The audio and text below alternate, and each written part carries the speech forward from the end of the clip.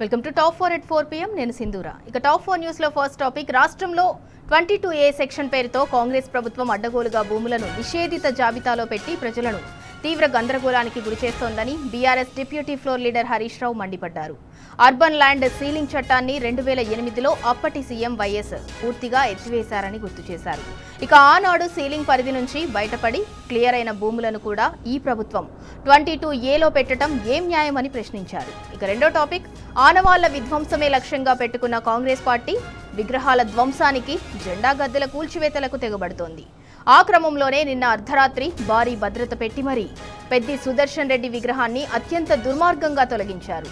ఇక top 4 news లో మూడో టాపిక్, ఇవాల్టి నుంచి దాదాపు 2 ఏళ్ల పాటు కేబీఆర్ పార్క్ చుట్టూ 1-వే ట్రాఫిక్ విధానం అమల్లోకి వచ్చింది. కేబీఆర్ పార్క్ మీదుగా ప్రయాణించే బస్ స్టాప్లను కూడా మార్చారు. ఇక నూతన ట్రాఫిక్ విధానం వల్ల ప్రయాణికులకు తిప్పలు తప్పటం లేదు. ఉదయం 6 గంటల నుంచే 1-వే విధానాన్ని అమల్లోకి తీసుకొచ్చారు. ఇక నాలుగో టాపిక్, తెలంగాణ కాంగ్రెస్ లో సీనియర్ల అసంతృప్తి ఒక్కొక్కటిగా బయటపడుతోంది. నిన్న కోమటిరెడ్డి రాజగోపాల్ రెడ్డి, నేడు చిన్నారెడ్డి వరుసగా సీనియర్ నేతలు పార్టీ వ్యవహారాలపై గలం విప్పటం చర్చనీయాంశంగా మారింది. ఇక టాప్ 4 హెడ్లైన్స్ చూద్దాం. ఇక టాప్ 1 న్యూస్, నిషేధిత జాబితాతో ప్రజల్లో గందరగోళం నెలకొంది. 22A సెక్షన్ పై మాజీ మంత్రి హరీష్ రావు ఆగ్రహం వ్యక్తం చేశారు. దానికి సంబంధించి టాప్ 1 న్యూస్. ఇక టాప్ 2, ఆనవాళ్ల విధ్వంసమే రేవంత్ లక్ష్యమా, అత్యంత దుర్మార్గంగా పెద్ది విగ్రహం మళ్లీ తొలగింపు అంటూ టాప్ 2 న్యూస్. ఇక టాప్ 3, కేబీఆర్ పార్క్ చుట్టూ 1-వే ట్రాఫిక్ 2 ఏళ్ల పాటు వాహనదారులకు పగటిపూట ఇక చుక్కలే అంటూ టాప్ 3 న్యూస్. ఇక టాప్ 4, కాంగ్రెస్ సీనియర్లలో అసంతృప్తి గలం వినిపిస్తోంది. రేవంత్ ఏకపక్ష నిర్ణయాలపై ఏకమవుతున్న నేతలు అంటూ టాప్ 4 న్యూస్.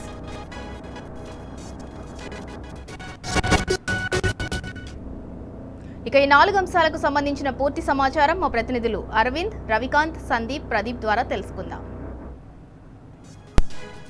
తెలంగాణ రాష్ట్రంలో 22A సెక్షన్ పేరుతో కాంగ్రెస్ ప్రభుత్వం అడ్డగోలుగా భూములను నిషేధిత జాబితాలో పెట్టి ప్రజలను తీవ్ర గందరగోళానికి గురిచేస్తోందని BRS deputy floor leader Harish Rao మండిపడ్డారు. అర్బన్ ల్యాండ్ సీలింగ్ చట్టాన్ని 2008లో అప్పటి సీఎం వైఎస్ పూర్తిగా ఎత్తేశారని గుర్తు చేశారు. ఇక ఆనాడు సీలింగ్ పరిధి నుంచి బయటపడి క్లియర్ అయిన భూములను కూడా ఈ ప్రభుత్వం 22Aలో పెట్టడం ఏం న్యాయమని ప్రశ్నించారు. ఈ ప్రభుత్వానికి కనీస అవగాహన, పాలనపై పట్టు లేదనటానికి ఇదే నిదర్శనమన్నారు.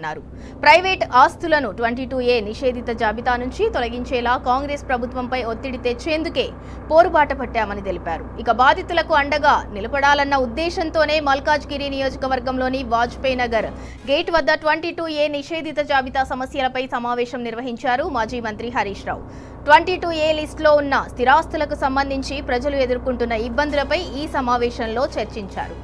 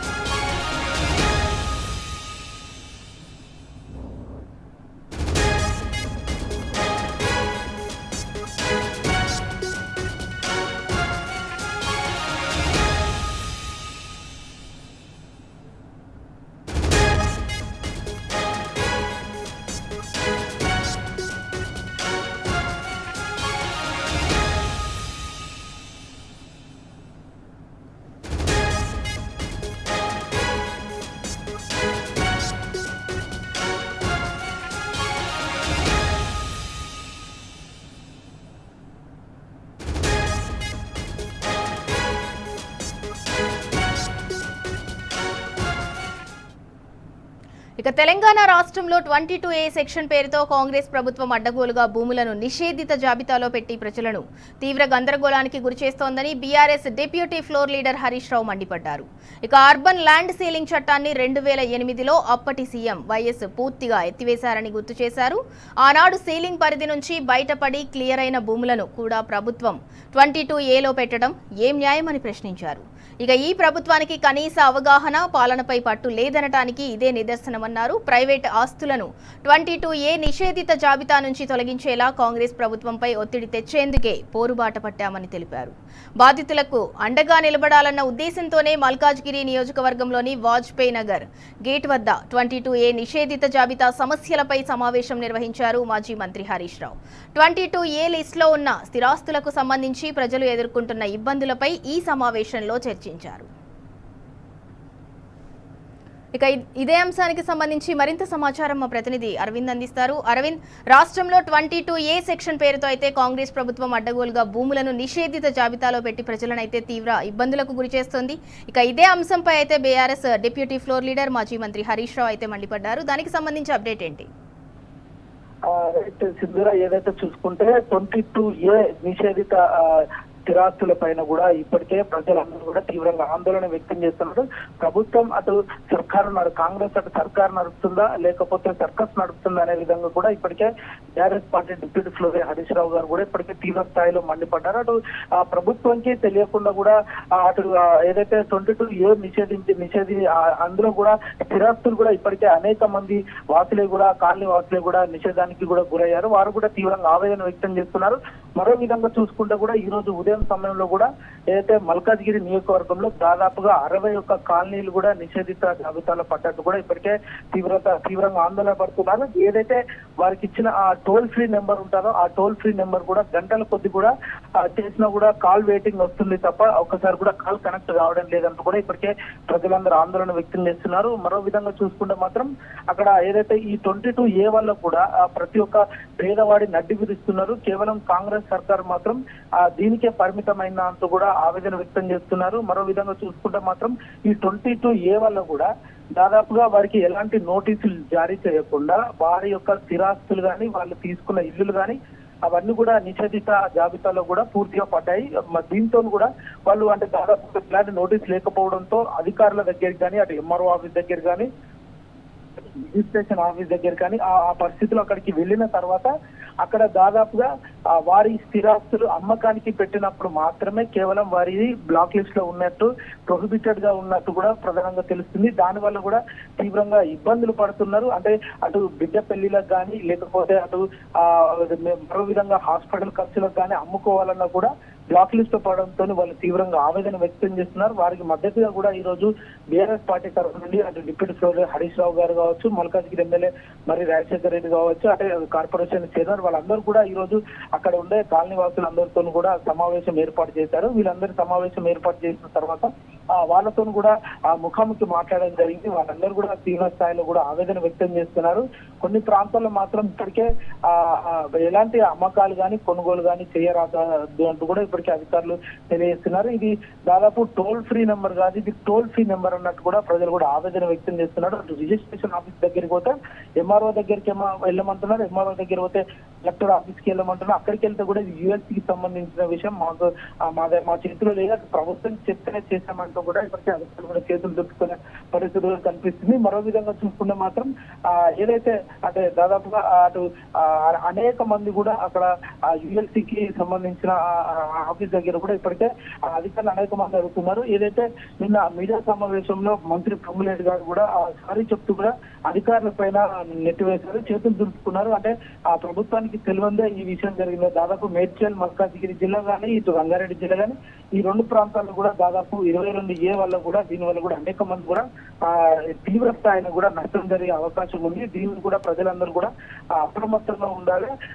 రాబోయే రోజులలో కూడా అటు కాంగ్రెస్ పార్టీకి తప్పకుండా బుద్ధి చెప్పే జరుగుతుంది. అటు ఒక దిక్కు హైడ్రా అంటూ ఇటు కళ్యాణ లక్ష్మి ఎత్తివేయడం కానీ ఇవన్నిటి చూసుకుంటూ కూడా కాంగ్రెస్ పార్టీ ప్రజల్ని కావాలనే నడ్డి పిలుస్తుంది. అటు ప్రజల పక్షాన కంటే కూడా అటు ప్రభుత్వము ప్రజల పక్షాన లేదు. అటు సామాన్యుడు ఇల్లు కట్టుకోవడమే కాంగ్రెస్ ప్రభుత్వం చేసిన తప్ప అసలు ఇల్లు ఏ ప్రభుత్వమైనా కూడా కన్స్ట్రక్షన్ మెథడ్ లో పోతే కాంగ్రెస్ ప్రభుత్వం మాత్రం డిస్ట్రక్షన్ మెథడ్ హైదరాబాద్ ఇల్లులు కూడా ఇలా అనేక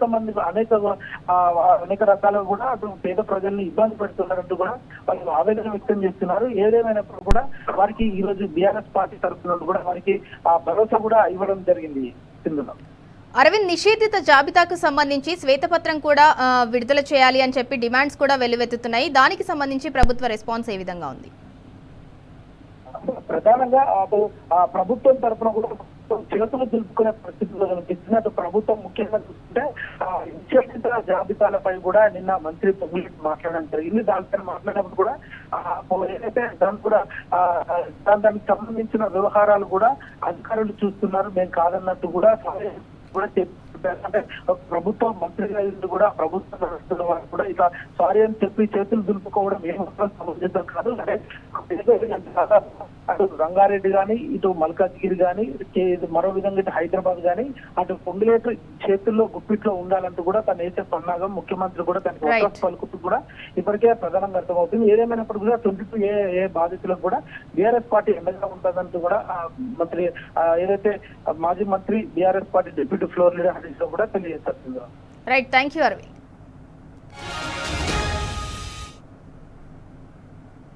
ఇక టాప్ 2 న్యూస్ కి సంబంధించిన డీటెయిల్స్ చూద్దాం. విగ్రహం అంటే స్మారక చిహ్నం. దివంగతులైన గొప్ప వ్యక్తులకు, నాయకులకు మనమిచ్చే నిలువెత్తు గౌరవం. అమరుల గొప్పతనం, వారి త్యాగం, సమాజానికి చేసిన సేవకు గుర్తింపే విగ్రహం. గొప్ప వ్యక్తుల కృషిని భావితరాలకు తెలియజెప్పే ఆనవాలే స్టాచ్యూ. గొప్ప లీడర్లకు, పోరాట వీరులకు, అమరులకు నిలువెత్తు విగ్రహం పెట్టడం అనేది సమున్నత గౌరవం, చిరస్మరణీయ జ్ఞాపకం. అదొక ఘన నివాళి. కాలం మారుతున్నా ఆ నాయకుడి జ్ఞాపకాలు సమాజంలో సజీవంగా ఉంచేలా విగ్రహాలు దోహదపడతాయి. అలాంటి ఒక గొప్ప ఆదర్శప్రాయుడే బీఆర్ఎస్ నేత, మాజీ ఎమ్మెల్యే దివంగత పెద్ది సుదర్శన్ రెడ్డి. ఆయన ఎంత గొప్ప మనిషో చెప్పటానికి అంతిమయాత్ర దృశ్యం ఒక్కటి చాలు. పెద్ది అందించిన స్ఫూర్తి, ఆయన ఆశయాలకు కొనసాగింపుగా నర్సంపేట గడ్డ మీద పెద్దికి నిలువెత్తు విగ్రహం పెట్టారు. ఆ విగ్రహమూర్తిని చూసినప్పుడల్లా నర్సంపేట ప్రజలకు సేవాభావం, త్యాగగుణం, నిర్భయం, భరోసా దొరుకుతాయని భావించాం. కానీ ఆనవాళ్ల విధ్వంసమే పరమావధిగా పెట్టుకున్న కాంగ్రెస్ పార్టీ విగ్రహాల ధ్వంసానికి, జెండా గద్దెల కూల్చివేతలకు తెగబడుతోంది. ఆ క్రమంలోనే నిన్న అర్ధరాత్రి భారీ భద్రత పెట్టి మరీ పెద్ది సుదర్శన్ రెడ్డి విగ్రహాన్ని అత్యంత దుర్మార్గంగా తొలగించారు. ఇంతకంటే అరాచకం, రాక్షసత్వం ఇంకోటి ఉంటుందా? ఇది కడుపు మంట కాదా? దీన్ని కక్ష రాజకీయం అనరా? బీఆర్ఎస్ పార్టీ అంటే, బీఆర్ఎస్ నాయకులంటే ఎందుకంత భయం? పెద్ది పేరెత్తితేనే నర్సంపేట కాంగ్రెస్ నాయకులు ఎందుకు వణికిపోతున్నారు? పెద్దికి ఉన్న ప్రజాదరణ మీకు నిద్ర పట్టకుండా చేస్తోందా?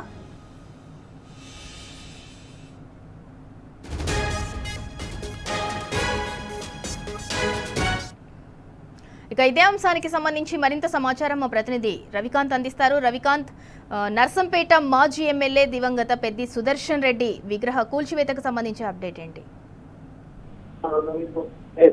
మాజీ ఎమ్మెల్యే దివంగత నేత పెద్ది సుదర్శన్ రెడ్డి గారి విగ్రహ తొలగింపు ఇవాళ ఉమ్మడి వరంగల్ జిల్లా వ్యాప్తంగా బీఆర్ఎస్ శ్రేణులందరినీ కూడా ఆగ్రహానికి గురి చేసినటువంటి తీరైతే మనకు కనిపిస్తా ఉంది.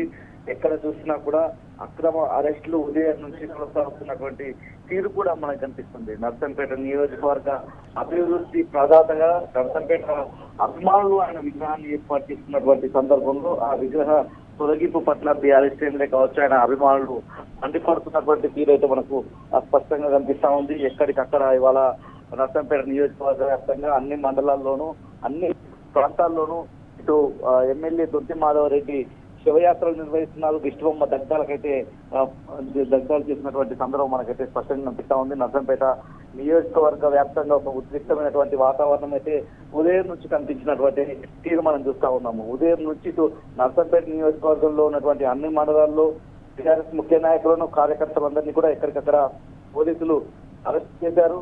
వరంగల్, హన్మకొండ జిల్లా కేంద్రాల్లో కూడా మాజీ ఎమ్మెల్యేలు, మాజీ డిప్యూటీ సీఎం గా ఉన్నటువంటి తాతికొండ రాజయ్య, మాజీ ఎమ్మెల్యేలు డాక్టర్ వినయ్ భాస్కర్, నన్నపనేని నరేందర్, వీళ్ళందరినీ కూడా ఉదయం నుంచి హౌస్ అరెస్ట్లు చేసినటువంటి తీరు మనకు కనిపిస్తా ఉంది. సుదర్శన్ రెడ్డి విగ్రహం నర్సంపేట మెడికల్ కాలేజీ ముందు ఏర్పాటు చేసి వచ్చిన బాధ కాంగ్రెస్ ప్రభుత్వానికి, స్థానిక ఎమ్మెల్యే దొంతి మాధవరెడ్డికి ఏమి ఇబ్బంది కలిగిందన్నటువంటి విషయాన్ని అయితే స్పష్టంగా బీఆర్ఎస్ నేతలు తమ ప్రశ్నల రూపంలో సంధిస్తున్నటువంటి తీరు మనకు కనిపిస్తా ఉంది.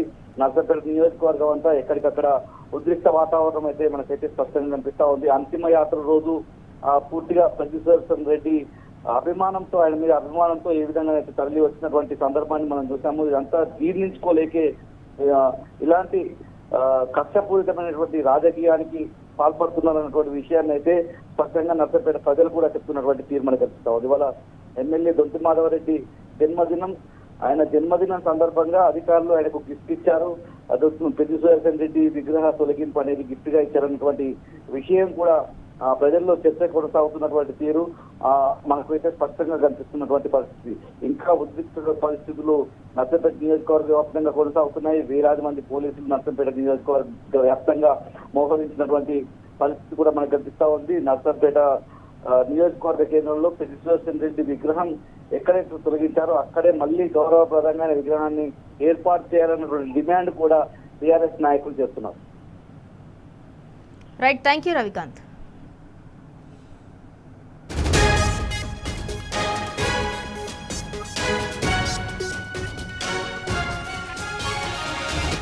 ఇక టాప్ 3 న్యూస్ కి సంబంధించిన డీటెయిల్స్ చూద్దాం. మీరు కేబీఆర్ పార్క్ చుట్టుపక్కల ఏరియా నుంచి ప్రయాణిస్తుంటారా?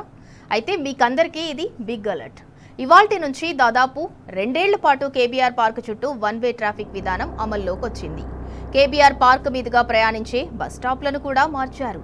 నూతన ట్రాఫిక్ విధానం వల్ల ప్రయాణికులకు తిప్పలు తప్పటం లేదు. కేబీఆర్ పార్క్ చుట్టూ Jubilee hills flyover, under pass పనుల దృష్ట్యా ట్రాఫిక్ పోలీసులు ఉదయం 6 గంటల నుంచే 1 వే విధానాన్ని అమల్లోకి తీసుకొచ్చారు. ఇక పంజాగుట్ట నుంచి వచ్చే వాహనాలు కేబీఆర్ పార్క్ సర్కిల్ ఎంట్రన్స్ వద్ద తప్పనిసరిగా ఎడమవైపు అంటే బసవతారకం క్యాన్సర్ ఆసుపత్రి మార్గం మళ్లాల్సి ఉంటుంది. ఇక జూబ్లీ హిల్స్ చెక్ పోస్ట్ వైపు నుంచి కేబీఆర్ పార్క్ మీదుగా పంజాగుట్ట వెళ్లే వాహనదారులకు మాత్రమే స్ట్రైట్ మార్గంలో అనుమతి ఉంది. ఇక రోడ్ నెంబర్ 45 నుంచి వచ్చే వాహనాలు చెక్ పోస్ట్ వైపు మాత్రమే వెళ్లాల్సి ఉండగా రోడ్ నెంబర్ 12 నుంచి వచ్చే వాహనాలకు అగ్రసేన్ సర్కిల్ వద్ద కుడివైపునకు తిరిగే అవకాశం లేదు. ఇక ఈ ప్రాంతంలో నిబంధనలు ఉల్లంఘించి రాంగ్ సైడ్ డ్రైవింగ్ చేసే వారిపై పోలీసులు కఠిన చర్యలు తీసుకుంటున్నారు.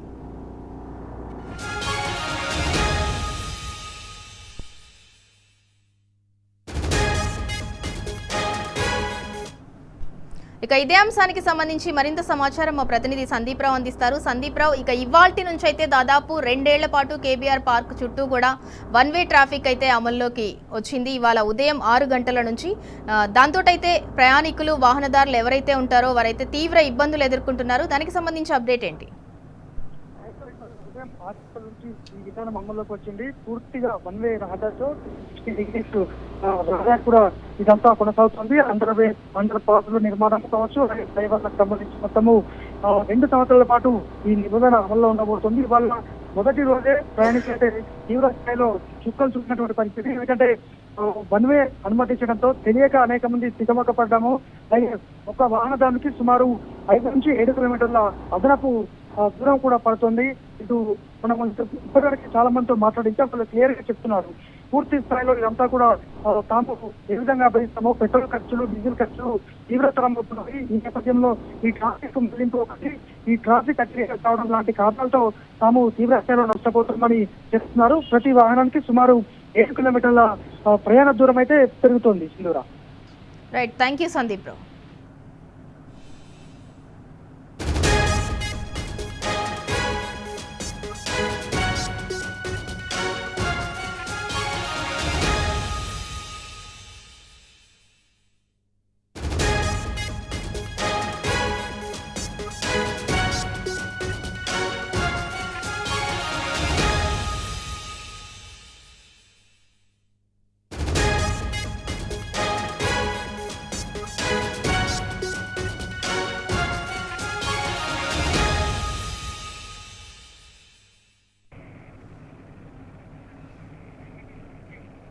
ఇక మీరు కేబీఆర్ పార్క్ చుట్టుపక్కల ఏరియా నుంచి ప్రయాణిస్తుంటారా? అయితే మీకందరికీ ఇది బిగ్ అలర్ట్. ఇవాల్టి నుంచి దాదాపు 2 ఏళ్ల పాటు కేబీఆర్ పార్క్ చుట్టూ 1 వే ట్రాఫిక్ విధానం అమల్లోకి వచ్చింది.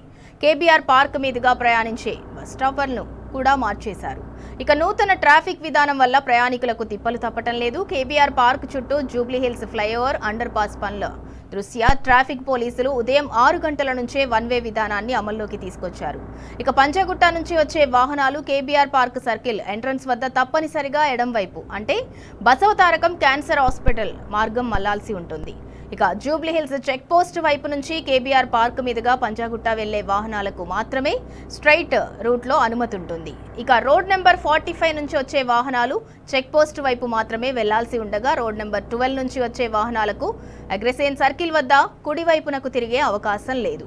ఈ ప్రాంతంలో నిబంధనలు ఉల్లంఘించి రాంగ్ సైడ్ డ్రైవింగ్ చేసే వారిపై పోలీసులు కఠిన చర్యలు తీసుకుంటున్నారు.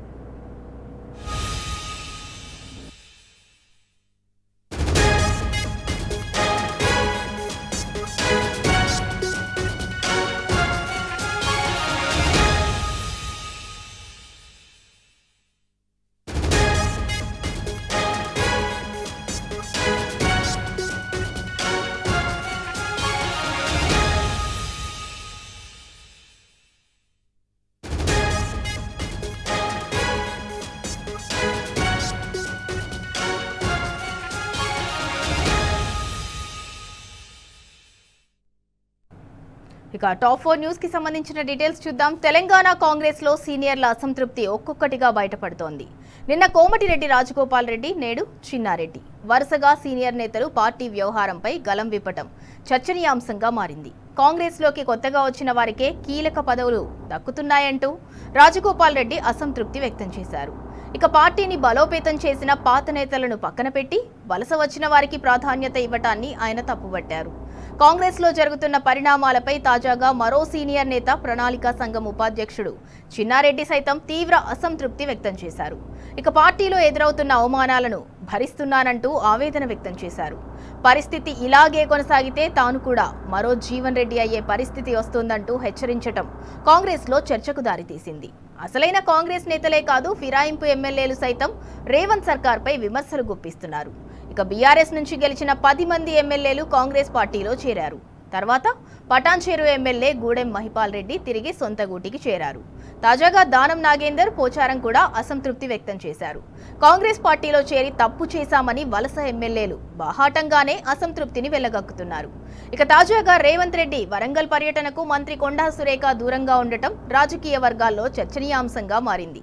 పరకాల అసెంబ్లీ సీటుపై కొండా సురేఖ కుమార్తె సుష్మిత ఆశలు పెట్టుకున్నారన్న ప్రచారం జోరుగా జరుగుతోంది. అయితే పరకాల నుంచి మళ్లీ రేవూరి ప్రకాష్ రెడ్డి పోటీ చేస్తారని సీఎం రేవంత్ ప్రకటించడం కొత్త చర్చకు తెరలేపింది. కానీ సంగారెడ్డి నుంచి జగ్గారెడ్డి పోటీ విషయంలో మాత్రం రాహుల్ గాంధీదే తుది నిర్ణయమని రేవంత్ చెప్పటం అందరినీ అయోమయానికి గురిచేసింది. ఎందుకంటే సంగారెడ్డి విషయంలో హైకమాండ్ నిర్ణయం తీసుకుంటే మరి పరకాల విషయంలో రేవంత్ ముందుగానే అభ్యర్థిని ప్రకటించడం వెనుక మతలబేంటి అన్న అనుమానాలు వ్యక్తమవుతున్నాయి. మరి సీనియర్ల అసంతృప్తి ఇంతటితో ఆగుతుందా, లేక రాబోయే రోజుల్లో మరింత మంది నేతలు బయటకు వచ్చి నిరసన గలం వినిపిస్తారా? కాంగ్రెస్ లో మొదలైన ఈ అంతర్గత అసంతృప్తి చివరికి ఎలాంటి ప్రభావం చూపుతుంది అన్నది హాట్ టాపిక్ గా మారింది.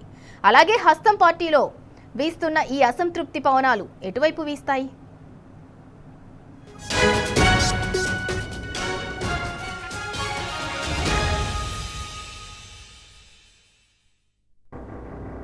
ఇక ఇదే అంశానికి సంబంధించి మరింత సమాచారం మా ప్రతినిధి ప్రదీప్ అందిస్తారు. ప్రదీప్, కాంగ్రెస్ సీనియర్లలో అయితే అసంతృప్తి జ్వాలలు రగులుతున్నాయి. రేవంత్ ఏకపక్ష నిర్ణయాలపై అయితే సీనియర్ నేతలంతా కూడా ఏకమవుతున్నారు. దానికి సంబంధించి అప్డేట్ ఏంటి?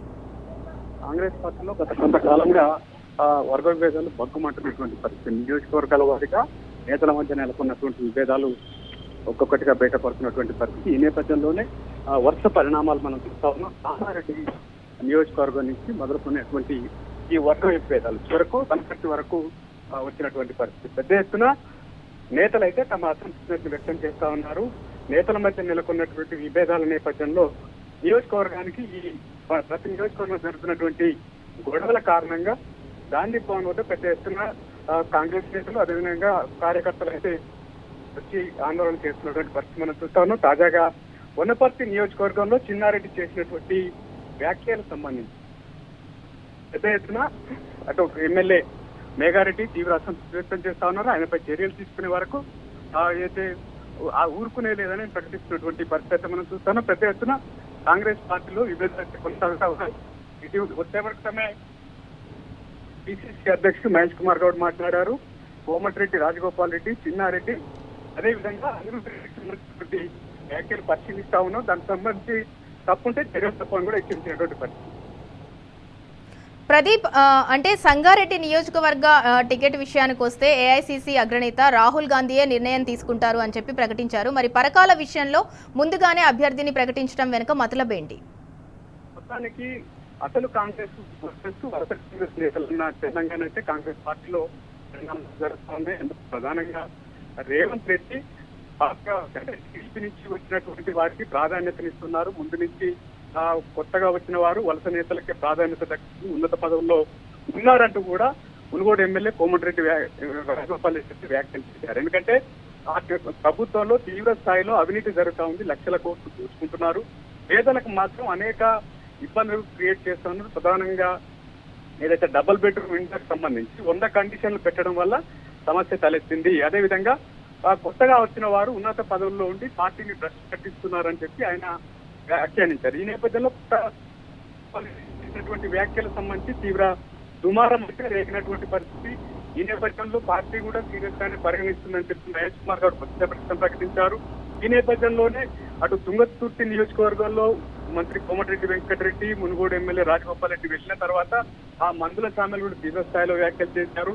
ఆ మందుల సామ్యాల వ్యాఖ్యల వెనుక ముఖ్యమంత్రి రేవంత్ రెడ్డి ఉన్నారనేది కోమటిరెడ్డి బ్రదర్స్ భావిస్తున్నటువంటి పరిస్థితి. తాజాగా చిన్నారెడ్డి కూడా తీవ్ర స్థాయిలో వ్యాఖ్యలు చేశారు. 2 రోజుల క్రితం ఆయన అనుచరులతో ఒక సమావేశం నిర్వహించారు. ఆ సమావేశంలో ప్రధానంగా నేను 48 ఏళ్ల నుంచి కాంగ్రెస్ పార్టీలో కొనసాగుతా ఉన్నాను. నా రాజకీయ జీవితంలో ఎప్పుడు లేనంత అవమానాన్ని ఇప్పుడు భరిస్తున్నాను. ఎందుకంటే తనకే టికెట్ ఖరారైంది. ఆ టికెట్ కి సంబంధించి ఆ టికెట్ ను కట్ చేయించారు, డబ్బులకు టికెట్లు అమ్ముకున్నారు, డబ్బులు ఇవ్వడం వల్ల వేగా టికెట్ వచ్చిందని ఆయన ఆరోపించారు. ఈ ఆరోపణకు సంబంధించి కూడా ఆయన తీవ్ర స్థాయిలో ఎమ్మెల్యే రియాక్ట్ అయ్యారు. నిన్న పిసిసి క్రమశిక్షణ సంఘం కమిటీకి ఫిర్యాదు చేశారు. అదేవిధంగా ఏఐసిసి జనరల్ సెక్రటరీ కేసీ వేణుగోపాల్ కు ఫిర్యాదు చేశారు. ఆ తర్వాత కొద్దిసేపటి క్రితం పిసిసి అధ్యక్షుడు మహేష్ కుమార్ గౌడ్ ఫిర్యాదు చేశారు. చిన్నారెడ్డి పైన చర్యలు తీసుకునే వరకు తాను ఊరుకునే ప్రసక్తే లేదని చెప్పి చెప్తున్నారు. ఆయన అంచనగనంతో పవన్ పట్టి ఏదైతే చిన్నారెడ్డి అతావో కాంగ్రెస్ పక్షాలను నినాదాలు చేశారు. ఇక చాలా రోజుల నుంచి కొత్త పాత పంచాయతీ నడుస్తా ఉందో, మొన్న ఏదైతే 15th ఆగస్టు రోజు సంగారెడ్డిలో స్మార్ట్ రేషన్ కార్డుల పంపిణీ కార్యక్రమానికి సంబంధించి పెద్ద ఎత్తున అక్కడ పిసిసి వర్కింగ్ ప్రెసిడెంట్ జగ్గారెడ్డి భారీ బహిరంగ సభ ఏర్పాటు చేశారు. ఆ సభలో జగ్గారెడ్డిని ఉద్దేశించి ముఖ్యమంత్రి రేవంత్ రెడ్డి చేసిన వ్యాఖ్యలు వైపు ఆయనను పొగుడుతూనే మరోవైపు ఆయన చులకనగా అవమానించేలా మాట్లాడినటువంటి పరిస్థితులు కూడా సోషల్ మీడియాలో ట్రోల్ అయినటువంటి పరిస్థితి. అక్కడ జగ్గారెడ్డి టికెట్ సంబంధించి జగ్గారెడ్డి తాను పోటీ చేయనని పదే చెప్తూ వస్తున్నారు. అక్కడ నిర్మలా జగ్గారెడ్డి పోటీ చేస్తారని ఆయన చెప్తున్నటువంటి నేపథ్యంలో జగ్గారెడ్డికి సంబంధించి ఆయన పోటీ చేయడానికి పదే ప్రకటిస్తున్నారు. ఆయన పోటీ చేసే అంశం, ఆయన టికెట్ అంశం రాహుల్ గాంధీ చేతిలో ఉందని ప్రకటించినటువంటి పరిస్థితి. అయితే మరుసటి రోజే ఆయన ఉమ్మడి వరంగల్ జిల్లాకు సంబంధించి ములుగు, అదేవిధంగా పరకాల నియోజకవర్గంలో ఆయన పర్యటించారు. పరకాల నియోజకవర్గానికి సంబంధించి పరకాల ఎమ్మెల్యే రేవూరి ప్రకాష్ రెడ్డికి టికెట్ ప్రకటించారు. పరకాల నియోజకవర్గానికి సంబంధించి కొండా సురేఖ సొంత నియోజకవర్గం, అక్కడ కొండా సుస్మితా పటేల్ ఆమె కూతురు పోటీ చేస్తాదని ఆమె గతంలో ఆమె భర్త కొండమురళి పదే ప్రకటించి ఉన్నటువంటి నేపథ్యంలో అక్కడ పరకాల నియోజకవర్గంలో కొండా అనుచరులు వర్సెస్ రేవూరి ప్రకాష్ రెడ్డి అనుచరులుగా 2గా చీలిపోయినటువంటి పరిస్థితి. అక్కడ సభకు ఆయన ఆ కొండా సురేఖ ఆమె దూరంగా ఉన్నారు. ఉమ్మడి వరంగల్ పర్యటనకు ముఖ్యమంత్రి వస్తే మంత్రి హాజరు కానటువంటి పరిస్థితి. ఈ నేపథ్యంలో అక్కడ జగ్గారెడ్డి విషయంలో ఒకలా, అదేవిధంగా రేవూరి ప్రకాష్ రెడ్డి విషయంలో మరొకలా టికెట్ అయితే ఖరారు చేసినటువంటి పరిస్థితి. ముఖ్యమంత్రి రేవంత్ రెడ్డి టికెట్ల ప్రకటనకు సంబంధించి ద్వంద్వ వైఖరి అవలంబించడం పట్ల పాత కాంగ్రెస్ నేతలు తీవ్ర అసంతృప్తిగా ఉన్నారు. ఎందుకంటే ముఖ్యమంత్రి రేవంత్ రెడ్డి తీసుకునే నిర్ణయాలన్నీ కొంత బెడిసి కొడుతున్నటువంటి పరిస్థితి. ముఖ్యంగా ప్రభుత్వం తీసుకున్నటువంటి తప్పుడు నిర్ణయాల వల్ల పెద్ద ఎత్తున విమర్శలు అయితే వస్తున్నటువంటి పరిస్థితి. తాజాగా 22A అంశం ఉంది. అదేవిధంగా కళ్యాణ లక్ష్మి, షాదీ ముబారక్ సంబంధించి పథకాలు బంద్ చేస్తున్న అంశానికి సంబంధించి కావచ్చు, రైతు బీమా పథకం సంబంధించి ఇప్పటి వరకు ఏదైతే ఇన్సూరెన్స్ డబ్బులు చెల్లించినటువంటి పరిస్థితి. ఆ రకంగా ప్రజలు పెద్ద ఎత్తున గత ప్రభుత్వం ఇచ్చినటువంటి సంక్షేమ కార్యక్రమాలు ఇవ్వకపోగా వాటిని కోత విధిస్తున్నారు. అందుకు ప్రధానంగా రేవంత్ రెడ్డి తీసుకుంటున్న నిర్ణయాల వల్లే పార్టీకి ఇబ్బందులు వస్తున్నాయని కాంగ్రెస్ సీనియర్లంతా లబోదిబం అంటున్నటువంటి పరిస్థితి. తాజాగా ఈ నేతలు చేసుకునే వ్యాఖ్యలకు సంబంధించి పార్టీ ఇబ్బంది పాలవుతుంది. ఏదైతే నియోజకవర్గాల్లో రేవంత్ రెడ్డి కొద్ది మందిని ఎంకరేజ్ చేయడం వల్ల మిగిలిన పాత కాంగ్రెస్ నేతలు సఫర్ అవుతున్నారు. అందువల్లే జీవన్ రెడ్డి లాంటి పార్టీ సీనియర్ నేత పార్టీ విడిచిన పరిస్థితులు వచ్చాయి. ఇదే పరిస్థితి పాత కాంగ్రెస్ నేతలకు అందరికి ఒక్కొక్కరిగా ఇబ్బందులు వస్తున్నాయి. అందులో భాగంగానే రేవంత్ రెడ్డి తీసుకున్న నిర్ణయాలను బ్రేక్ చేయకపోతే పార్టీకి నష్టం అనేది ప్రధానంగా కాంగ్రెస్ నేతలు చెప్తున్నటువంటి అంశం. ఇదే అంశానికి సంబంధించి ఒక కోఆర్డినేషన్ కమిటీ గతంలో ఏర్పాటు చేశారు. ఆ సమావేశం ఢిల్లీలో ఇటీవల జరిగింది. దాంట్లో కూడా ముఖ్యంగా పార్టీని ఆయన తప్పుపడుతూ వస్తున్నటువంటి పరిస్థితి. ఎందుకంటే ప్రభుత్వ సంక్షేమ కార్యక్రమాలను ప్రజల్లోకి తీసుకెళ్లడం లేదు, ప్రభుత్వం తీసుకున్నటువంటి నిర్ణయాలను ప్రజల్లోకి తీసుకెళ్లడం లేదని ఆయన చెప్పినటువంటి సందర్భంలో అటు పార్టీ నేతలు కూడా మాకు తెలియకుండా ఏకపక్ష నిర్ణయాలు తీసుకుంటున్నారు, దానివల్ల మాకు పార్టీకి గ్రౌండ్ లెవెల్లో ఇబ్బందులు ఎదురవుతున్నాయని కాంగ్రెస్ నేతలు చెప్తారు. మొత్తానికైతే కాంగ్రెస్ లో వర్గ విభేదాలు తారాస్థాయికి చేరాయి. అందులో ఒక వర్గాన్ని రేవంత్ రెడ్డి పెంచి పోషిస్తున్నాడు, మరోవైపు పాత కాంగ్రెస్ నేతలు తొక్కు పెడుతున్నారు అన్నటువంటి విమర్శలు అయితే ఉన్నాయి. ఈ విమర్శలకు సంబంధించి కాంగ్రెస్ అధిష్టానం ఏ రకంగా రియాక్ట్ అవుతుంది అనేది చూడాల్సిన పరిస్థితి. ఎందుకంటే చాలా మంది నేతల అంశాలకు సంబంధించి రాష్ట్రంలో జరుగుతున్న పరిణామాలకు సంబంధించి నివేదికలు తేలుతా ఉన్నాయి. మీనాక్షి నటరాజన్ కూడా రాష్ట్రంలో ఉన్నటువంటి నేపథ్యంలో ఈ వరుస పరిణామాలు ఇటీవల కాలంలో వరుసగా కాంగ్రెస్ లో వర్గ విభేదాలు బగ్గుమంటున్నటువంటి నేపథ్యంలో ఈ నేతల మధ్య నెలకొన్న విభేదాలను ఏ రకంగా సెట్ చేస్తారు చూడాల్సినటువంటి పరిస్థితి అయితే ఉంది. Right, thank you Pradeep.